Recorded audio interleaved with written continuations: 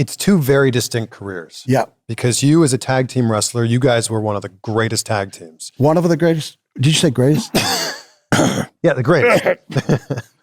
Yeah. Then you become Big Papa Pump. Yep. And then you have an amazing run as a singles wrestler. Right. And it's like these two incredible careers that have like a perfect split in the middle there, right? You turn on Rick and then you become this other thing. Right.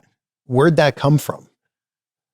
It's just, well, it first started like, it was also two different personalities. Like when I first came out of college, I was like a college kid coming out, happy, go lucky. But when you're wrestling for a while, you get, things change, setbacks, people keep you down, politics, you get pissed off. So at that point, when I turned Big Papa Pump, I was very pissed off. And people could kind of tell that in my interviews because I was tired of the bullshit of professional wrestling. Things that happen behind closed doors, you don't really know what's going on.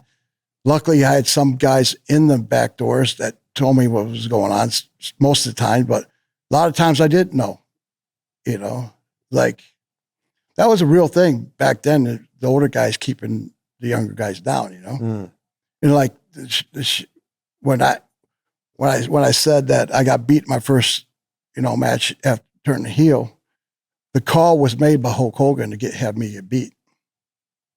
So, and the only reason I knew that because I knew somebody that was in the vicinity of talking to him. So, which kind of pissed me off, but you can overcome wins and losses. It's all, people can see your personality and what you do on camera. Wins and losses, you can overcome them. But for another wrestler to tell when another wrestler decides he's going to decide who wins is bullshit. Why do you think he did that? He's a motherfucker. There's no other way he can say it. He's a piece of shit. Like we did a Nitro in Buffalo, and I knew who I had to wrestle, per se. But 10 minutes before the shows go on air, 10 to 8, I didn't know if it was going to happen or not. We had to wait till Hogan got to the building and say, clear it. Yeah, you could do what they have written down. So it was like, just shit like that. So you're still not good with Hogan to this day? I mean, what am I going to do now? It's like, yeah. But, I don't forget, I mean, there's a reason why he got booed in California. All this stuff that came out with him, racist comments. Now, you would never found that out if it wasn't recorded behind, closed doors.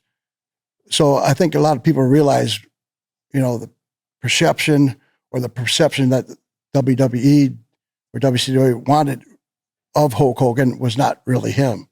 The racist comment and, Hogan and Savage, when I was good friends of Savage. So I knew all the stories and he used to tell me all the stuff. And it was just, and then of course the one time, he tried to put me in jail, so, I was facing serious time. I could have been, in jail for, 15 years. For what? Well, I found out the bullshit he was doing in TNA. So it was, when I left, I told a couple of, let it be known, like, next time I see him, I'm going to slap the shit out of him. But I didn't see him for like a year.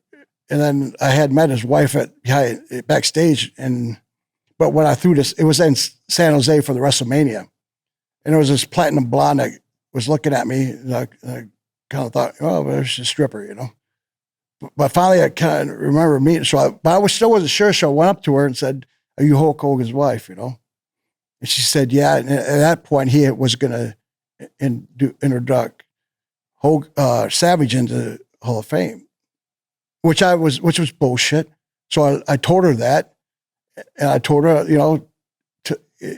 was a piece of shit for that whole situation, and I was going to slap the shit out of him.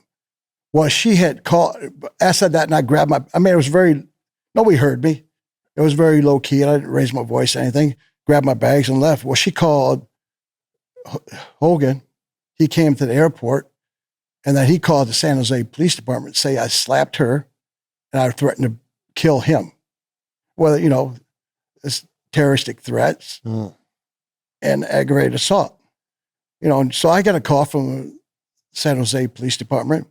I mean, it was on TMZ and stuff. And luckily it happened at the airport because there were so many cameras. Otherwise it would have been her and him against me. Right. So it would have been, a tough case in court. But since it was on camera, I told you, don't bother me anymore. It's on camera. And they stopped. So. Was it difficult in WCW to work with Hogan? If you guys didn't No, like because I didn't really know how bad he was. It's still like what happens behind closed doors, you don't really find out till maybe a year later or 2 years later. And that situation's gone. So you kind of like let it slide. So no, but don't get me wrong. See, when I grew up, I wasn't not a wrestling fan because for the simple fact we didn't have, we had 3 channels where I was born, Bay City. And it's like, so it wasn't a big thing, but it got big when I was in college. That's when it blew up when Hogan did the Rocky thing. And then of course, Macho Man, Big John Studd, Ted DiBiase, all the big names. Yeah.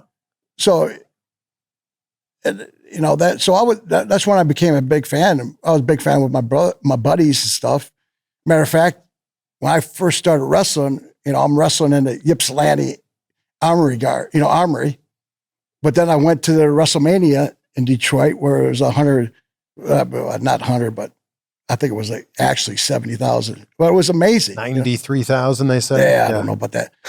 But, that was, we're in the Silver Dome. Yep. It was crazy. So you can imagine me wrestling at Ypsilanti Armory. Yeah. Then like next weekend I'm at the Silver Dome watching that. Yeah. It was a spectacle. It was amazing. I was sitting way up in the nosebleed sections, but luckily I got a ticket and it was, kind of like kept me going into wrestling because, when you first starting out at the small, independence and you kind of, sometimes you lose, the bullshit that goes on is like, you wonder if you're ever going to make it. So I had little motivational things that kept me going.